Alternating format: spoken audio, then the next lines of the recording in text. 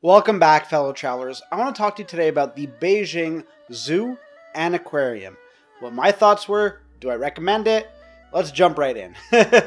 So first off, entry into the zoo in Beijing is cheap. You're talking about $1.50 to gain entry into the zoo. Now, while that seems like a great deal, you need to ask yourself, how, with $1.50 entry fee, are they going to really be able to help support animals and be able to keep them well maintained, have great enclosures, and none of that, just good living conditions? And it won't take you long to realize that they can. So I'm not gonna dilly-dally any longer on what I think of the zoo. I visit zoos wherever I go. It's one of the things that I like to look at, not because I like to watch animals in captivity, but because a lot of zoos do contribute to better research and development, and also helping the population grow and just a lot of positive things. But with what I saw at the Beijing Zoo, I gotta say, it's probably one of the bottom 5 zoos I visited. A lot of enclosures are in cement. They're small. I can remember specifically a tiger had like the size of a child's bedroom. And this is a full grown, I think it was a Bengal tiger. Was it a Bengal? It was a huge tiger. That's all I know.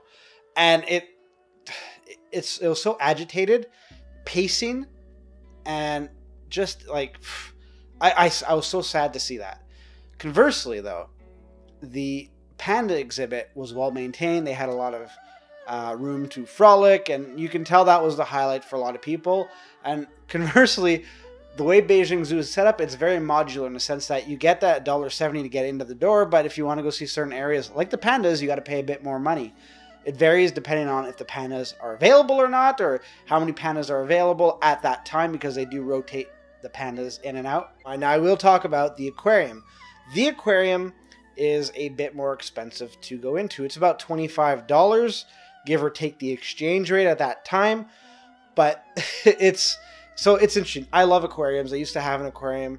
I've been to a lot of really awesome aquariums in the world. The aquarium in Beijing was good. It was good. I didn't like the fact that they had mammals in the aquarium, that I thought the spaces were a shy too small for some of them, and I don't like dolphins in captivity, so that's something that, for me, I was like, I prefer seeing saltwater and freshwater fishes and invertebrates.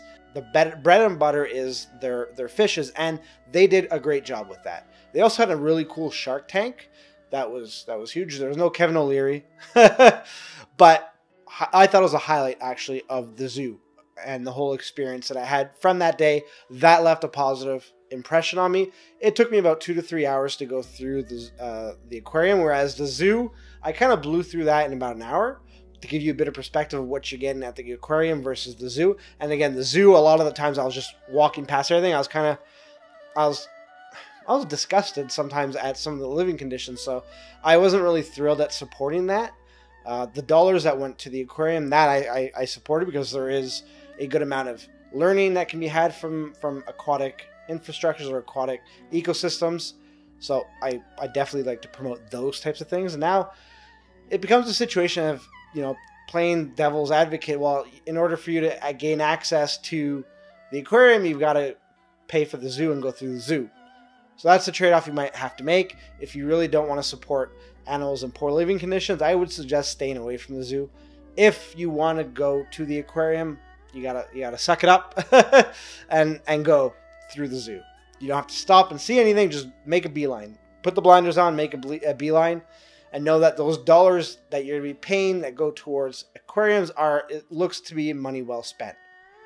So there you have it. If you've been to the zoo in Beijing, please let me know what you thought in the comments below. In the meantime, you can check out some of my other videos right over here. And if you'd like to subscribe, you can do that right here. It helps the channel out, but it also lets you know when we upload new content. Thanks for making me a part of your day. And until next time, safe travels.